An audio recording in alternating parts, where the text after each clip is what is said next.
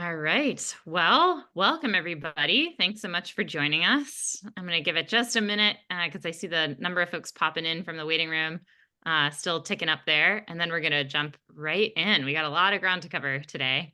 And thanks to everyone who submitted questions. We've taken a bunch of those questions that you submitted when you registered and tried our best to incorporate them into the conversation today, but there were a lot of them. So please forgive us in advance if we aren't able to answer every single one, but we will do our best. And like I said, lots of ground to cover today. So thanks for your interest and for joining. So as you all know, we're going to cover how to navigate the purchasing process in school districts. And this is an especially timely conversation because it's back to school season. So again, for context, today's conversation is mostly aimed to help suppliers that sell or want to sell to school districts. But of course, we welcome everyone. So if you're coming from the public procurement side or the agency side, great, or the cooperative side, awesome. We're excited to have you too, and we look forward to the conversation. So with that, I'm very pleased to have two procurement leaders in education with us today. So Rick, Greg, why don't you just each briefly introduce yourselves and your organizations, please? Rick, you want to kick us off? Sure, I can. My name's Rick Gay. I'm the Executive Director of Business Services for Fort Bend ISD. We're the sixth largest school district in the state of Texas. We're located just to the northwest of the city of Houston. We're in the Houston metropolitan area. Have about 80,000 students. I have 82 campuses, 13,000 employees. We cover about 144 square miles outside of Houston here. We have a budget of about 400 million in discretionary spend, and procurement, warehousing are part of the divisions that report to me as the executive director. My name's Greg Long. I'm the Director of Purchasing at Seminole County Public Schools. Our school system is not as large as my friend Rick. It's only 67,000 students. We're the 60th largest district in the nation. We are encompassing one county in Florida, and so we have 67 schools and a whole bunch of kids that have been in school for some time now. So which is pretty cool. But we have a spend of about 200 million a year. And we haven't built a new school in some time. So we're still growing, but not at the rapid rate as our sister district down below us in Orange County, where they're still just maintaining and growing. So that's awesome. And thanks for having me today. Great. Well, thanks both. And I'm Marielle. I'm CEO and founder of Pavilion. I started my career as an early employee at a tech startup that's since gone public. So that was a fun journey. And then I joined local government with the city and county of San Francisco. And I started Pavilion based on my time working in government, where I found that I could pretty much buy anything online as a consumer, surrounded by a lot of tech here in the Bay Area. But when I was spending, millions of dollars on behalf of the city and county, I was really still relying on, tech that hadn't changed much from the 90s. Phone calls, to my neighbors, emails, and that sort of stuff to make a buying decision. So started Pavilion to solve this problem for public servants like me so we could find and buy from suppliers with cooperative contracts more easily. And since that time, we've become the go-to resource for state, local, and educational organizations looking to purchase cooperatively. So for suppliers who are joining us and are new to Pavilion, we basically get your business in front of public entity buyers when they're actively looking to purchase from a supplier with a cooperative contract. So you can think about us a bit like matchmakers here. Someone the other day was like, you're kind of like Tinder, but for public servants. And I was like, whoa, settle down. But we are sort of like matchmakers where we introduce buyers to suppliers who can meet their cooperative purchasing needs. So every search on our site represents, a public entity decision maker with intent to purchase and a preference to do so through a cooperative contract.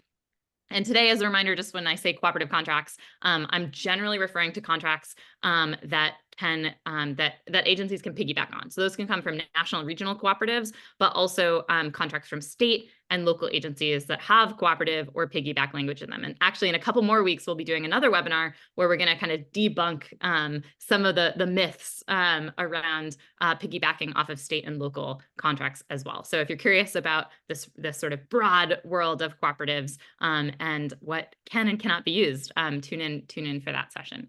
And then let's see, in terms of agenda today, we're going to first cover how to navigate the stakeholders when you're selling to school districts, who they are, what roles they play, how to engage them.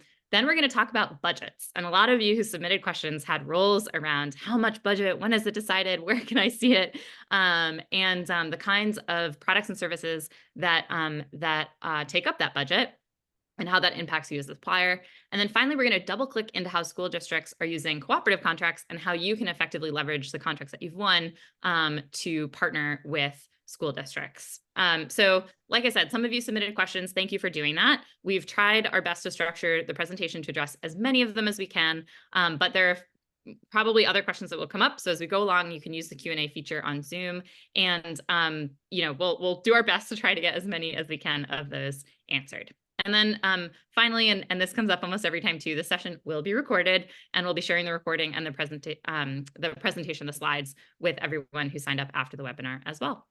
Okay, so a little bit of audience participation before I turn it over to Rick and Greg, just for us to get a pulse on who is in the virtual room. We'd love to get a sense of how much your business today focuses on selling to school districts. So you're going to see a poll pop up, and if you can just quickly answer, again, just helpful for us to get a sense of how much is selling to K-12 already a focus for you and your business as we manage these questions and the conversation. So I'm going to give it 30 seconds.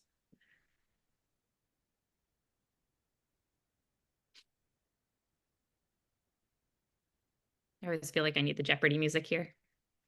All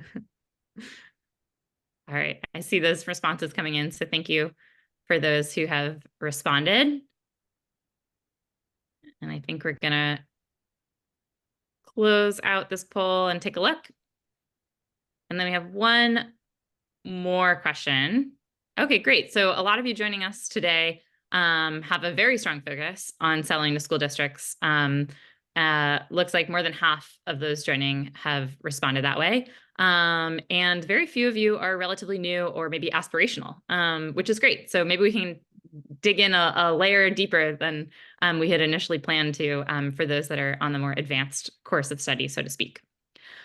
Thank you for that. And then we have one more question, and it's more understanding how cooperative purchasing is or is not an existing part of your toolkit. So curious to hear how often your business sells through responding to RFPs or bids versus leveraging cooperative contracts. Again, whether those are national or regional purchasing cooperative contracts, state contracts, or even local agency contracts that include that shareable or piggyback language. So give everyone another 30 seconds to submit your responses.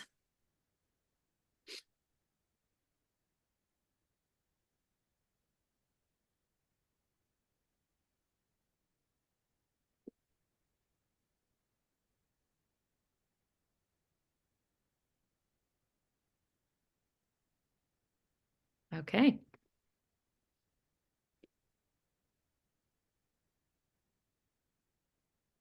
All right, I saw a couple more coming in last minute. We're gonna shut that one down. And let's see the results.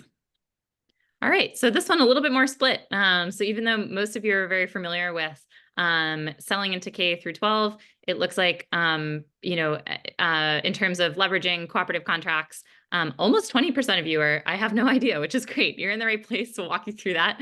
And still others are a little bit more split, evenly split, about 23%, majority through co-ops, 23%, majority through new bids, about 36% of participants. Okay, so thanks for that. Always fun to get a pulse on who's in the room. Now we're going to jump right in, and we're going to kick it off first by talking about the stakeholders in K-12. I think understanding who is involved in a purchasing decision and all the different players is super important. And I know, Greg, Rick, you each have experience to share here too.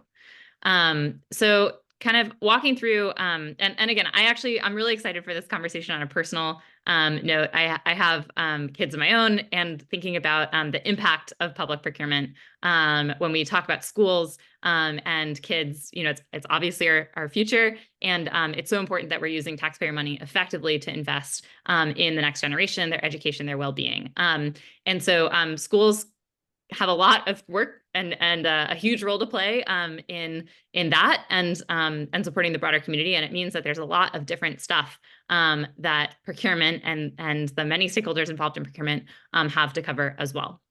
So again, what's really special about selling to K-12 is the unique types of stakeholders who may play a role in the sale. So here we've kind of mapped out, again, very high level, the folks associated with the school district that might touch this process. So there's administrative and teaching staff at the school, which generally roll up to the principal on a particular campus.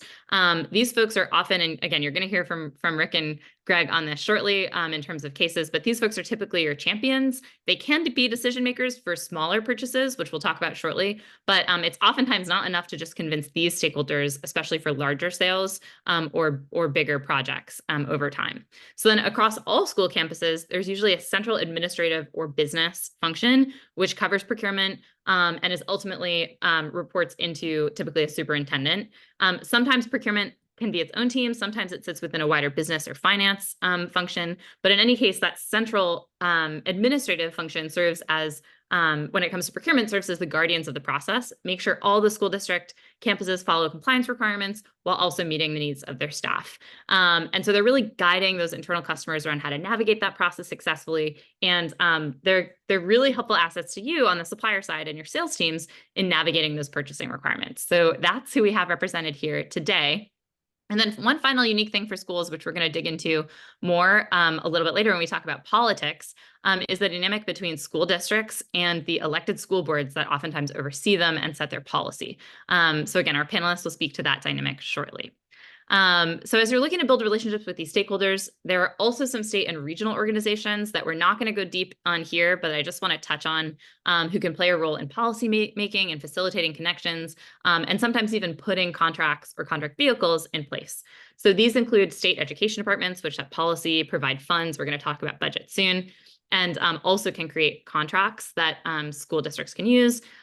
Regional education service organizations. So if you're operating in New York, these are your boards of cooperative educational services. And if you're in Texas, these are your education service centers, ESCs. And then also cooperatives, plus professional associations that convene school business officials, procurement professionals. These can be like NIGP, ASBO chapters. Many of you had questions about where do I actually meet these stakeholders? Where can I go? So we've listed some of those public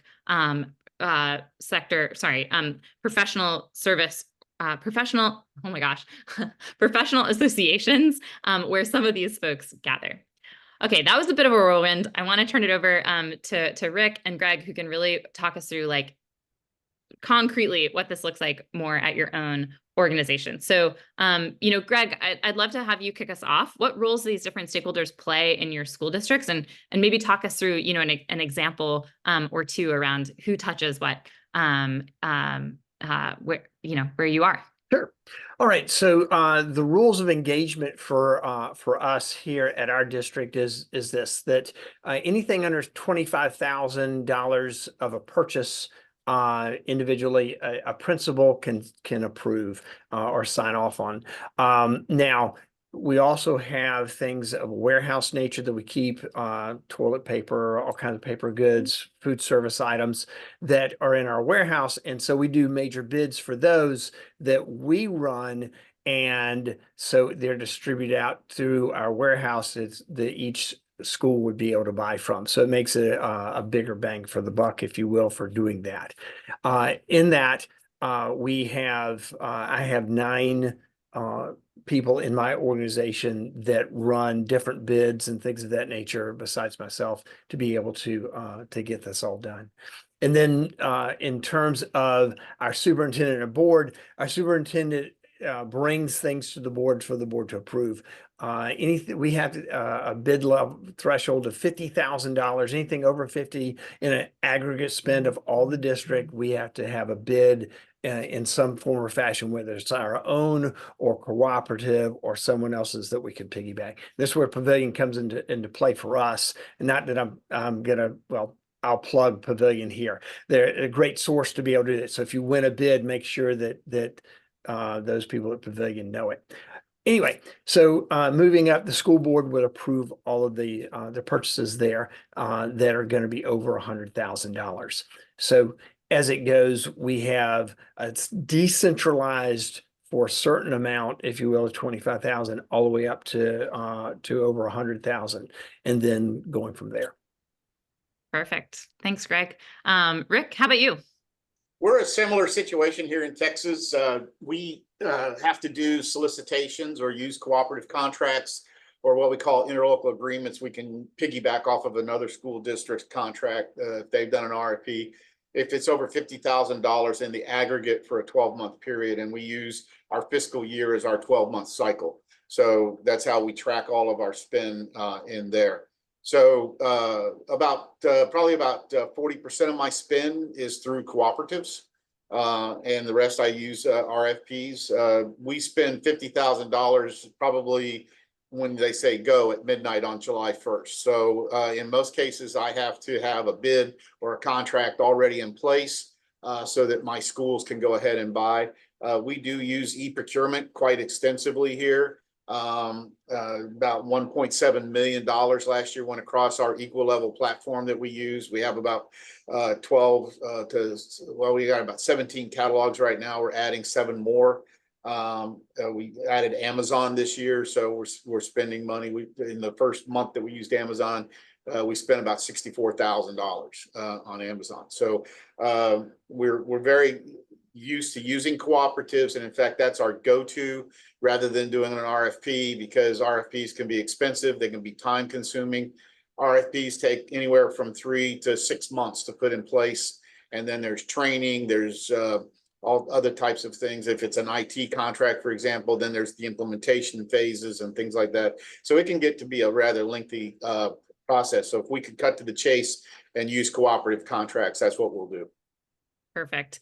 Well, thanks for walking us through that. And Rick, also appreciate you calling out this constraint around a purchase and thresholds exceeding within a time frame. I think this is a point that oftentimes can be kind of confusing for suppliers, where and probably for end users too, sitting in departments where it's like, hey, no, you have to use a contract for that. Wait, it's a really small purchase. Are you sure? Why do I have to put a contract in place? And it's like, because it's expected to exceed a certain dollar amount, not just potentially across your one purchase, but actually, the different campuses that are using or working with that vendor. So I know that sometimes comes up as a challenge for folks that are thinking, hey, I can just put a credit card down for this. And unfortunately, it's not so simple. Yeah, so like, for example, a lot of vendors will come by or a principal will go to a conference and they'll see your product.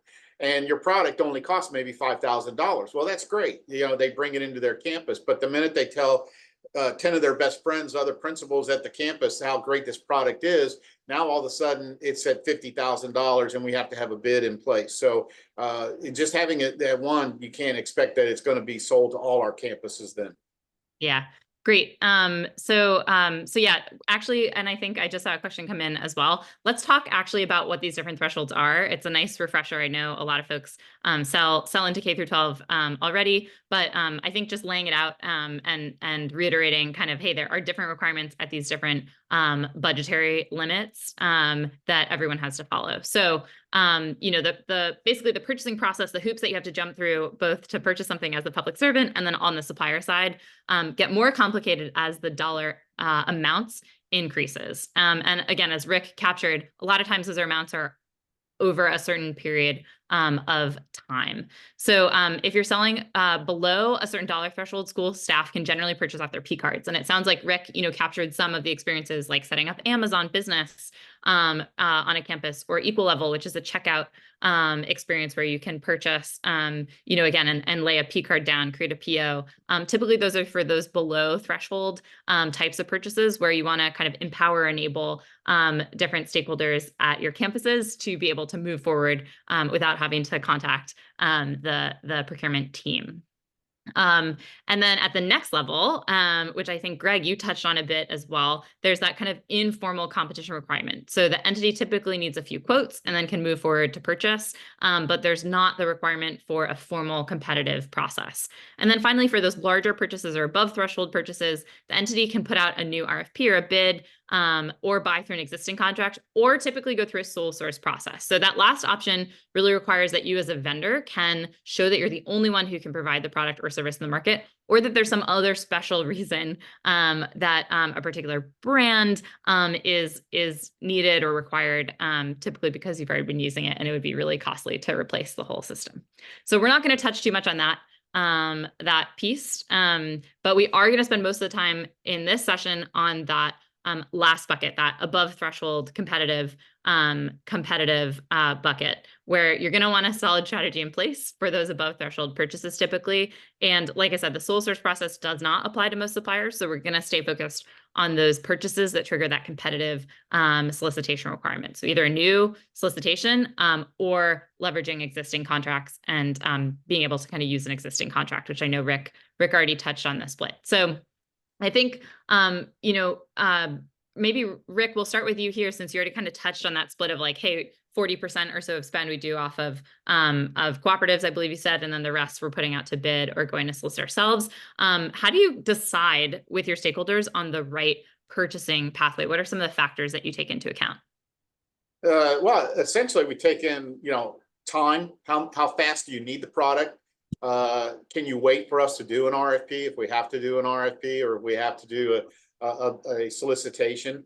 Like I said, it takes 3 to 4 months to do it right and to get everything ready and to have it out there. So if you can't wait, if you absolutely have to have that item, or you have to have a product, then we're going to start looking for cooperative contracts. So we're going to start, we'll link up with the vendor and we'll say, well, have you gone through an RFP process somewhere else? And if they have, well, then that gives us an opportunity to piggyback off of that contract with that school district or that governmental entity has already done. And so that just makes the process, the time frame, it compresses it, shrinks it down. The only problem we have here at Fort Bend is that we have a very long glide path into a board agenda. It takes about 6 weeks for us to get something on the agenda. So it doesn't happen overnight. And sometimes I sense vendor frustration with the fact that the wheels turn so slowly in the bureaucratic world that they're not going to get a sale, or we're not going to be able to purchase it right away. But unfortunately, we have to do that because normally here in Texas, if you violate the bid law, it is a Class B misdemeanor with a 5-year prison sentence. And I don't know about anybody that's sitting in the audience, but going to prison is not on my bucket list. So I'm sorry, I'm just not going to do it. We just filmed a fun video. I posted on LinkedIn earlier today of a couple of folks doing the like, I'm in public procurement, of course, trend. And one of them was like, of course, I'm going to tell you it's my job to keep you and me out of jail. So I feel like prison comes up, and it's certainly a real thing. We got to follow the rules. Cool. Greg, how about you? How does your team decide which path to take, and who kind of influences that decision?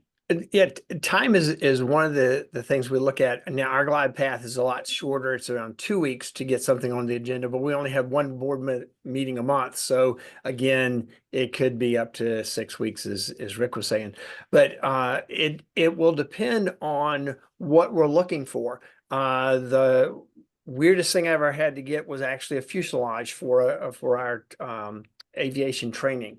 And so that's not something that you can just bid out. You've got to have some specs and whatnot to go along with that. So you have to bring in different entities within your different partners within your entity to be able to help them help you develop a scope and to be able to put something out. So it just depends on what you're trying to look for as to who else is going to be involved. And then once you have that, being able to put it out. And then for us in Florida, we have the ability to do negotiation called an intent to negotiate versus an RFP, which means an RFP, we come down and we rank you eventually as to first, second, third of who won. And our first one, we go to try to get a contract with and then negotiate. If we can't get the contract, we go to the second one, never going back to the first, versus an ITN, which is where we can negotiate simultaneously and then get the best deal for the school system. So we can go either route that way, and it depends on what the complexity of this. We did an ITN for banking services because we wanted to be able to negotiate between two different companies. I've done it before with drink companies, Pepsi versus Coke. Getting the big guys to fight against themselves is a good thing, rather than the dealers trying to fight against the small dollars. So that's how we go about it. Great, thanks. So we've laid out some of the context again, very, very quickly, but we've laid it out around stakeholders and purchase pathways. And we do have a few questions that the audience has submitted around how and when to best engage stakeholders when selling to school districts. And Rick, I know you kind of already talked about this trap of, well, I'm working with a campus. I got one teacher really excited, or a principal really excited. They're working with me, but that can sometimes backfire. So I think there's this question of, how do suppliers get their foot in the door, and who should they reach out to? Specifically, when do they reach out to you guys and your team, and how do they kind of start that conversation or engagement? So Rick, do you want to? Yeah, so I'm probably not the typical purchasing person that you would run into, in the fact that I'll meet with you. I'll meet with anybody. My only requirement is that you have an appointment. I don't like cold calls or somebody that knocks on the door and says, you got a minute? No, I don't have a minute. But if you make an appointment, I'll be glad to give you some time for you to come in, meet with us. I'll be able to lay out the lay of the land for you. I'll explain our rules. I'll show you our process and everything. And so then we can work from there. But that's essentially my philosophy, is that I feel like that's my role. That's my role in the district. I'm the gatekeeper. If you go and meet with my departments or whatever, I would prefer that you not do that, because you're going to end up having to come back and meet with me anyway. I don't like you going to my campuses, because my principals are busy. They're trying to educate kids, and they don't really have time to sit there and meet with you and hear a sales pitch. So you'd be much better off, much more successful, if you would reach out to me in the purchasing office, and I'll sit down and meet with you, and we'll have a discussion about your products. So it sounds like, Rick, at least, for you and your campuses, meeting with you, your team, and then leveraging that meeting to get introductions to the relevant campuses, the relevant school stakeholders is the way to go. And it sounds like, especially if you want kind of a long-term future, building that relationship with you guys is going to be really important. Greg, how about for your team? It is pretty much the same as Rick. I have an open door policy, with the exception of you need to make an appointment. Good luck in getting into my building, for one. But as it goes, it's also imperative on our part to engage suppliers. And sometimes we do that through our principals, in terms of, if they're going to a conference or something, we need to make sure that we tell them that you can take information, but make sure they understand they need to come talk to us before they do anything with you, because you may be able to do some things, but we need to do, we're professionals. This is what we get paid to do. And so therefore it's better for you to have the vendors talk to us, because we can navigate them through the process. And the last thing you want someone to do is, oh, I'm going to help have a supplier help write a bid, because in Florida you do that and you're not able to get on the bid. So you can help, but you won't be able to get any of the business that you've just helped to develop, if you will. So, but, yeah, it's a great. Go ahead. I was just going to say, it's a great call out that oftentimes, if you are working with, a stakeholder at the sort of campus level, whether that's, a principal, a teacher, someone else, they might not actually know the rules, and they might accidentally do something that could disqualify you or actually be bad for the business. So starting the conversation with procurement, making sure you kind of understand, if it's not the first conversation, maybe meet them at a trade show, making sure that it's an early conversation, just so you can be able to kind of follow the rules, the process, and not disqualify yourself accidentally through your engagement. For sure. We had a question also about a vendor list. I think sometimes folks hear about like, hey, we have a preferred vendor list, or can you get on our vendor list? From a stakeholder that they're working with. What does that mean for you guys? What are they talking about, and how do suppliers get on that elusive vendor list? Whatever it means when they hear that. So the first list you're going to run into at Fort Bend here is that we're going to send you to Bonfire, which is our e-bid system. Okay, so you're going to register in there. You're going to select the commodity codes of the products that you're interested in hearing about. When we go out for solicitation, we're going to publish a email that's going to come out through the system to every vendor on there that has indicated an interest in that product line or that commodity code.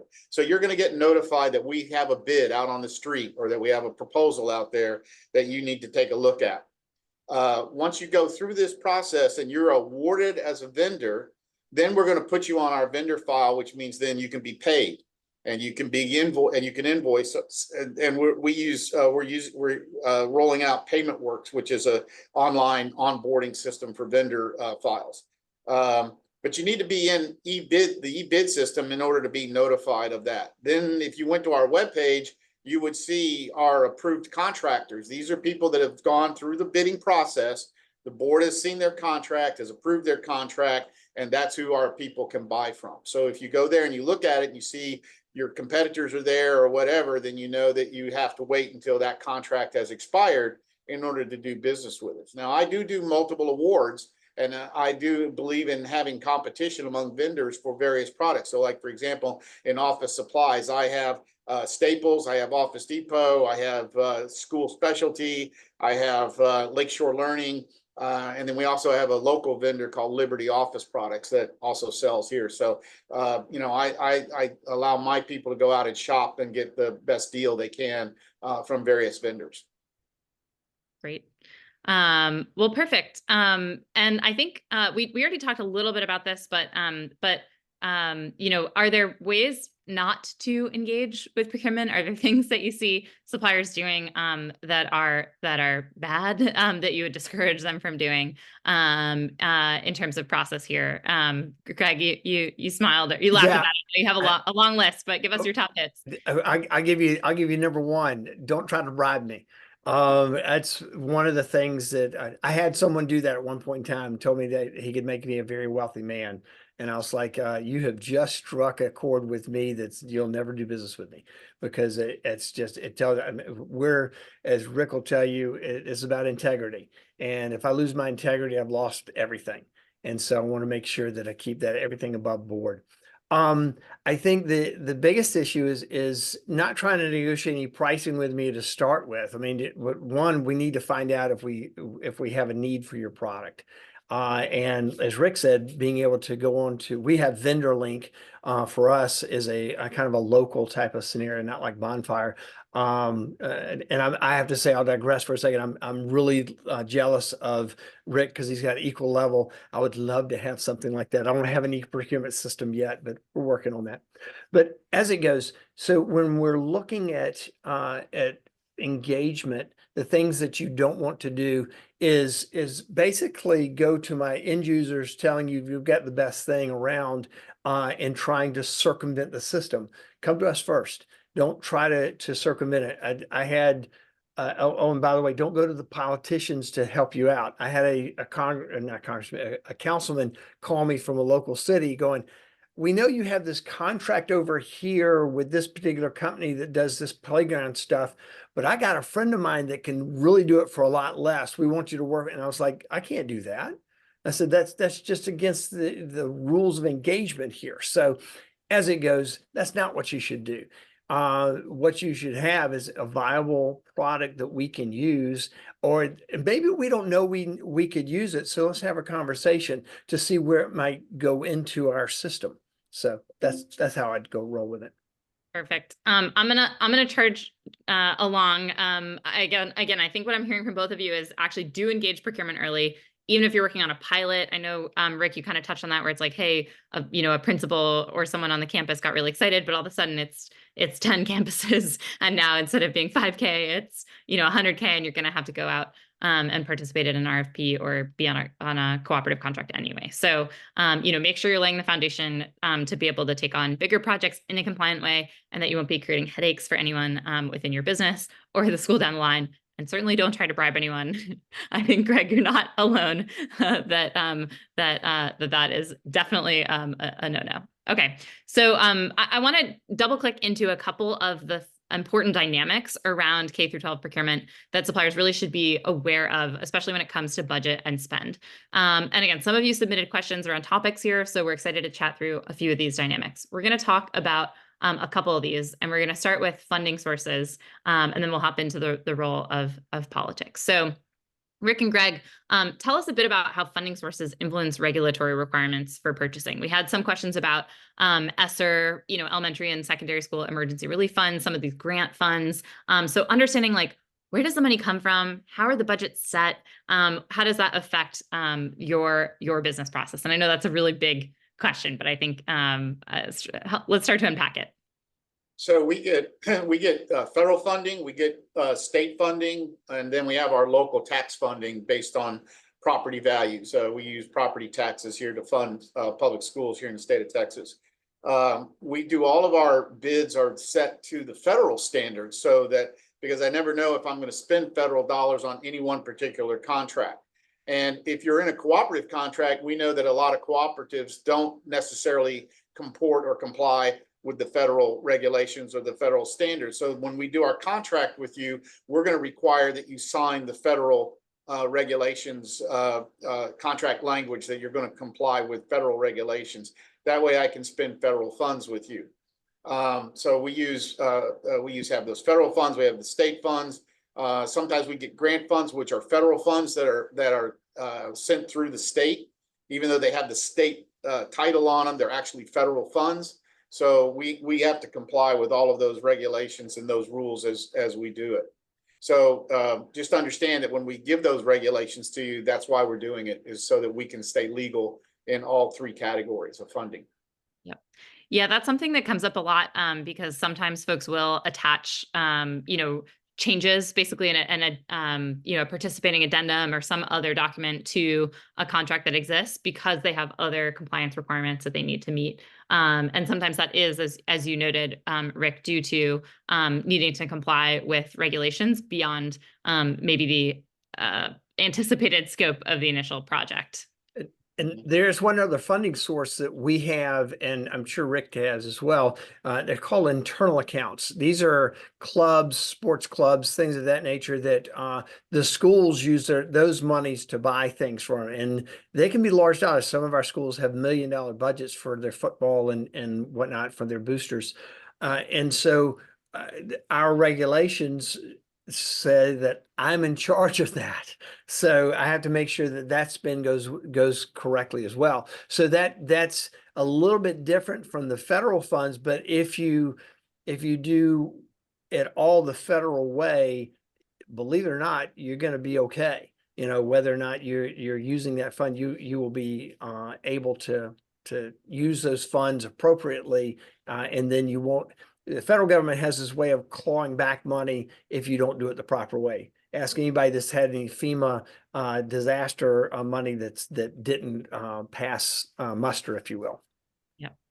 Yeah, no. So again, being aware of the federal requirements that generally apply. I know there are also sometimes state-specific policies. I think, Rick, we touched on this in our prep call around oil and gas and Texas. So do you want to share a little bit about that, because it's something to also be aware of? Yeah, here in the state of Texas, we have requirements that stipulate that you cannot discriminate against the oil and gas industry. So there's a lot of companies out there that are participating in these SEG requirements and things like that. You can't boycott Israel here in the state of Texas. You cannot use banks or cannot provide non-funding based on firearms and ammunition manufacturers. We cannot buy IT products that are made through vendors who have people that sit on their boards or have subsidiaries that are in China, North Korea, Iran, or Russia. Yeah, so having a state-specific go-to-market is helpful because once you learn these rules and regulations, they, if they're at the state level, they do apply across all of the K-12 school districts that you might work with. And then, as the panelists have said, sticking to the sort of most stringent requirements at the federal level is generally a best practice because it kind of covers you more broadly. With regards to grants, I think the most important thing there, and we had a couple of questions about, again, like ESSER and other grant sources, is they have a termination date. I know, Greg, this is something we talked about too, where it's like, it's kind of use it or lose it. Yes. So put the PO in, make sure it's right so it's not clawed back. And if you don't spend it, you can't actually use it. Yeah, and in fact, it's actually all the way to the point of invoicing too. So for those of you out there that are working with us, make sure that you get your invoices in a timely fashion, because if you don't and that grant shuts down, you're not going to be paid, or it's going to be hard for you to get your money in some form or fashion. Great. Okay, I want to move on to the role of politics in how and what you spend on. So how does politics influence funding and school board dynamics? So who wants to go first? Okay, so this is non-attribution, right? What I say here stays here, right? Okay, so it is being recorded. It is being recorded, Rick. Yeah, so the politics of it can get pretty sticky sometimes because it's all based on the fact that, you know, all politics are local, right? So like, for example, here in the state of Texas, we're going through a lot of hand-wringing over materials in curriculum, what's in books. So if it's considered to be pornographic, if it's considered to be I'll just keep it at pornographic. And so we've had a lot of school board members who have wanted us to remove vendors and remove materials based on what they perceive to be inappropriate material for our kids in schools. And one of the things that I thought was probably a pretty good idea was the fact that, you know, some vendors will say, well, you know, it's in the public library. Well, that's true. It's a public library, but a public school system, a library is for children, and it's not necessarily a public library. So there is a differential, and you have to understand that.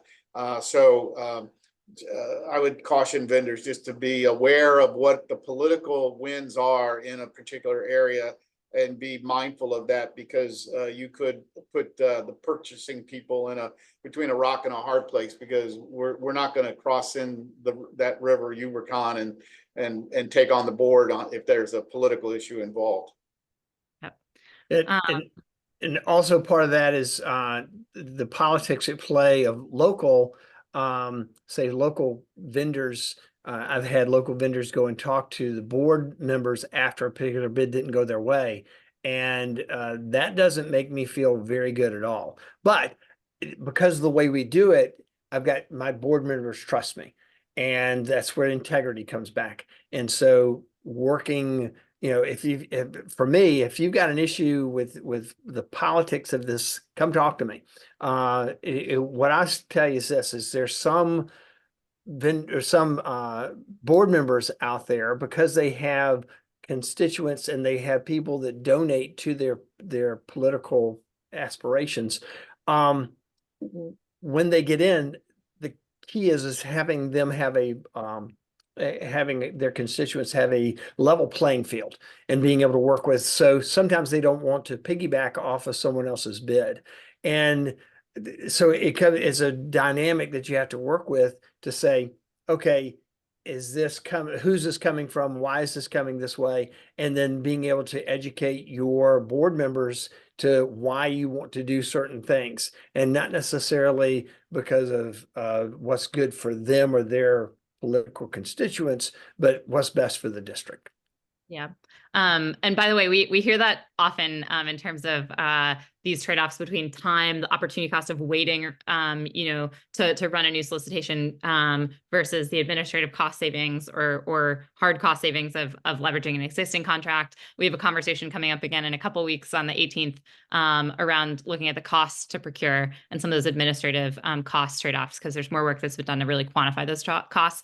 As a tool, oftentimes we're going back to elected leadership and kind of educating them as well around some of those trade-offs. Okay, I want to move on to budget cycles, and I know we're hitting this list kind of quickly. There's a lot to cover, but let's talk about budget cycles and kind of the seasonality in demand for products and services. I know, Rick, you already said, hey, you know, when that new budget, when the new calendar year hits, we already have things that are going to get spent immediately. There's money kind of waiting in queue. But walk us through, like, what does that budget cycle look like? And are there particular types of products or services that are more impacted by seasonality considerations? So, like, for example, our budget starts July 1st. So but our schools start coming back in, and our first day of school is like the 8th of August this year. So, you know, we start very early. So we're going to start buying on July 1st, and you're going to start seeing people buying paper. They're buying school supplies. They're buying curriculum. They're buying the materials they need for the startup of school.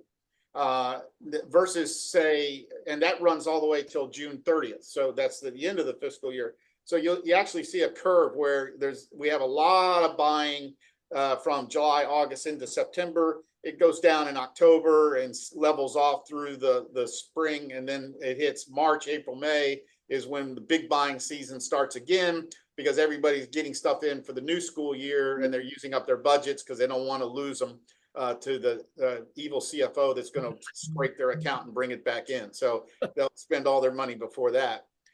If you have a capital budget, on the other hand, that capital budget could run over 3 or 4 years.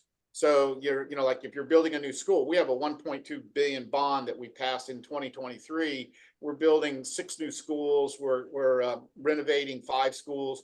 Those contracts, they'll get let, and the spend on those contracts will run, over, say, a 3-year or 4-year period as you're building the school and buying the land and bringing everything into play for that. So you have furniture and fixture, you have equipment, you have new things that go into the school. And so that takes a little bit longer time. Yep. Great. Greg, anything to add there? No, just we're the exact same as Rick when it comes to that. The only thing is with the grant budget cycles can be different. And so federal is usually, I think it's October to September, or I think that's the federal fiscal year. So those would run a little bit differently than ours is July to June. So, in looking at it, but Rick is absolutely right when it comes to the time frame of our purchases. The one thing that I tell you is for those with textbooks, it is talk to us in March for the purchase in August, roughly. Now, because of the political winds and whatnot, some of those decisions are made at a higher level than we are, and so it's brought down, and then the books are made available to us. So it's can be hairy at times when around the July 15th, July 30th timeframe, trying to get books in for to start school. Yep, that makes sense. Great. So I think knowing the calendar year and the budget is important. The peaks at sort of beginning, and when folks are trying to get stuff, sort of use it or lose it. Tracking grant timelines separately, and then also taking a look at bond initiatives or other special funding opportunities in various communities, because that's going to signal, hey, yeah, if you're building new schools, a whole set of different types of projects and opportunities there. Awesome. I did want to share on the cooperative purchasing side, since Pavilion is a go-to resource for buyers, including obviously those at K-12 schools, we're in a somewhat fun and unique position to share some insights. So we took a look at search activity from school districts on Pavilion. And you can see from this graph that the demand for purchasing through a cooperative contract is actually highest around when school starts. So that arc that Rick mentioned, kind of peaking now in September. And what this means is if you have cooperative contracts and you sell to school districts, you definitely want to make sure that you're effectively positioning your contracts now or just before those timelines. I also want to we covered the demand for cooperative purchasing. I also want to take a look at some of the categories. What are folks actually looking to buy using those cooperative contracts in particular? And on Pavilion, we see a huge range of products and services that buyers are looking for. And that's kind of in contrast to years ago when mostly these cooperative or piggyback contracts were being used primarily for commodities, things like school supplies or office supplies. But now we see that school districts are looking for technology and IT, student transportation, MRO. I've seen food, school lunches. Some of these other categories that you wouldn't necessarily expect might be available through existing contracts. So, if you sell products and services in one of these categories, it's worth making sure that you're promoting your cooperative contracts and your collateral, training your sales teams to bring these up in conversations from the start. So that's what we're seeing on Pavilion from K through 12 school districts in the cooperative realm. But Greg, Rick, what are some of the biggest categories of spend for your school districts? And do you have recommendations for suppliers selling those products or services to really get considered, or how should they be going to market with those particular categories? Well, we've used cooperative contracts, believe it or not. We just used one last spring to get a student tracking system on our buses. So we now have we're using a system that parents can put the app on their phone. They can track their student's bus on their phone to see when the bus is going to arrive at the stop, or Wow. did it leave school, or did it arrive at school on time. So we got that through a cooperative contract. We're getting ready to use a cooperative contract for long range planning for boundaries, which can so we've tried an RFP twice. We didn't succeed through the board, so now we're going to look at using a cooperative contract for that. I've used cooperative contracts for not only office supplies but for athletics, for for paint, for plumbing, for HVAC, anything out there. We've used cooperative contracts. We use a lot of cooperative contracts for job order contracting, because we don't have time and material here in Texas. So we use it for job. So if it's on a cooperative contract, we'll use it. Just about anything. And that's I'll say ditto again. You're stealing my thunder, Rick, because that's we do the exact same thing. So it's beautiful to see how it doesn't matter where you are. Some of the biggest things, categories or spend are just the same. Buses is one item that we spend about $5 million a year or more in getting them. And the one thing that they're used up and they're repaired, and then out you go for a new bus. So it just depends on, and we run basically half our fleet on propane and half our fleet on diesel. So we're trying to be as green as possible, but there's sometimes it's not that not the possibility is not there. I don't know how it is in Texas with the propane. Are y'all got propane buses down there, Rick? Yeah, we do. Yeah. Yep. So and it just, and there's a whole set of different things that go along with that when you're buying these products. There's got to be services along with it. Rick was talking about the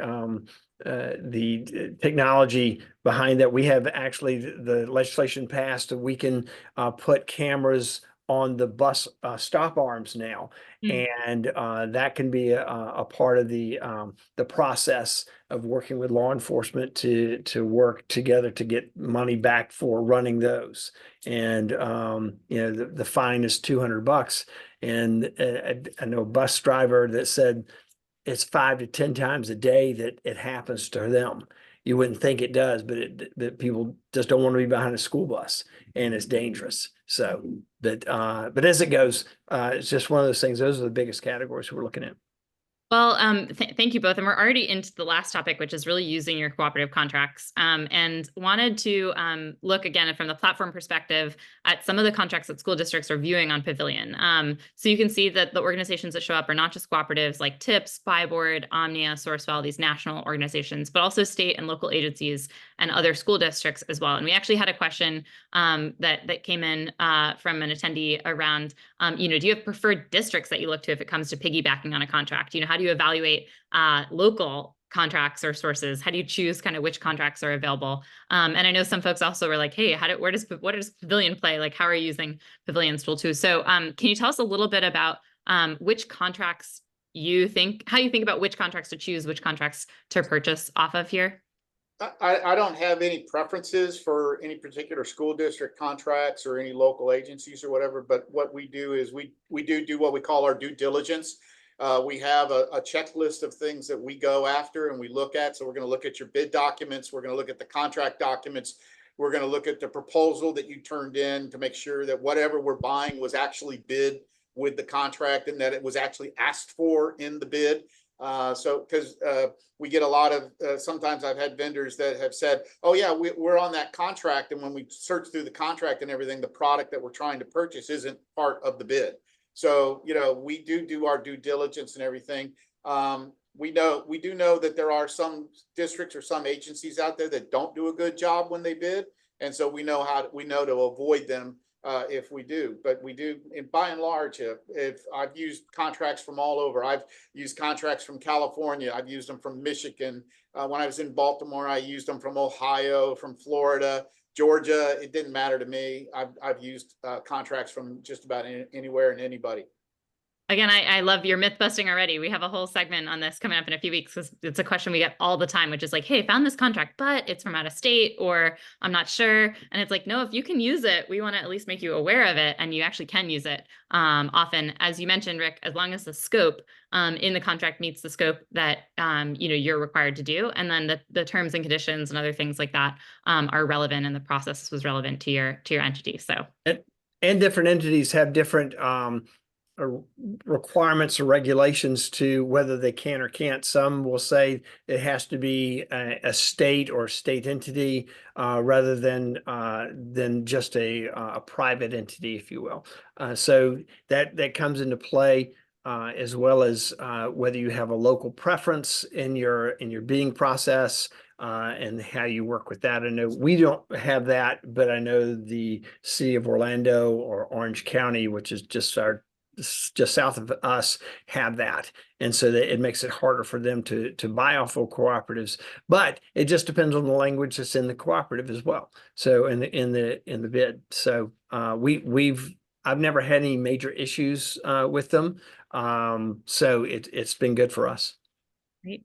Okay, well, again, just kind of spending a little bit more time here. I think want to hear from you about what you've seen in terms of how suppliers can use their cooperative contracts even more effectively. So what advice do you have, if a supplier has been awarded a contract, even if it's a local contract that is one that can be piggybacked off of and not necessarily a national, purchasing contract, how do they get those contracts in front of you? When's the right time to kind of like leverage those contracts? Well, we use Pavilion quite a bit to find contracts all the time when we're looking for things. We also use the contracts and the bid documents to do our own RFPs. Because I tell my staff plagiarism's authorized in procurement. So I would say get as many contracts as you can through as many cooperatives as you can, because you never know who can use what cooperative or who can use what contract that's out there. So just keep going out there, just keep trying, keep applying for RFPs and other contracts, because you never know who will be able to use that contract. Yeah, that's great advice. We encourage suppliers to also check in the solicitation if there is intent to include piggyback language in that ultimate contract, because sometimes there isn't, and it's not necessarily because the agency doesn't want to or is against it. It's just that's the template that's been utilized. And sometimes there is, and we actually find suppliers have been awarded contracts that they didn't realize they could use to sell. I love those stories when we like call a supplier on behalf of a public servant who's looking to buy, and they're like, "Wait, what?" And we're like, "No, you're authorized to sell." It's great. It's a fun thing to share. We use a standard language. I call it mutual jurisdiction language, that basically says our contracts can be used by any jurisdiction throughout the United States and its territories. Which is awesome. Yeah, we have some of those templates as well on our website for suppliers that are curious. And if a supplier is bidding on something and they don't see that, there's always a question that can be made to the entity as to why. Sometimes it may have been left out and accidentally. And so with that question, maybe they could bring it back in and be able to have a larger ability. And as a supplier, once you have it, tout it. I mean, make sure that you're telling people that you have it, being able to develop relationships with purchasing people within their organizations, NIGP, NAEP, some of the other organizations that are out there that you can do trade shows with, being able to get in front of us to be able to say, this is what I have. Make sure that if you have a contract, make sure that we know. Yeah, Great. So we covered a lot of ground today. Obviously, we're not going to get to everyone's questions. We do appreciate them. And Rick and Greg, if you have a minute or two and want to chime in or answer, I think some of them are a little bit more category or supplier specific.